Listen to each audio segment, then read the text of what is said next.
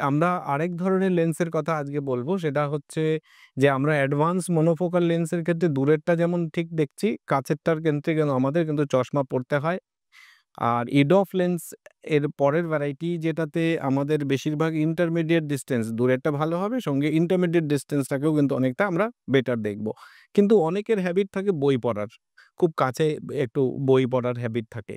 তাদেরকে আ আমরা বলব যে ট্রাইফোকাল লেন্স, মানে এটা ট্রাই মানেই ৩, ফোকাল মানে ৩ টে ফোকাস পয়েন্টে কাজ করবে। দূরে, মাঝারি জায়গায় এবং কাছেরটাও।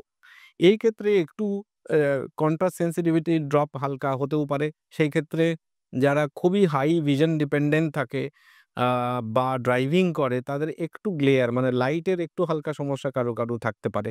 সবারই হবে এরকম নয়।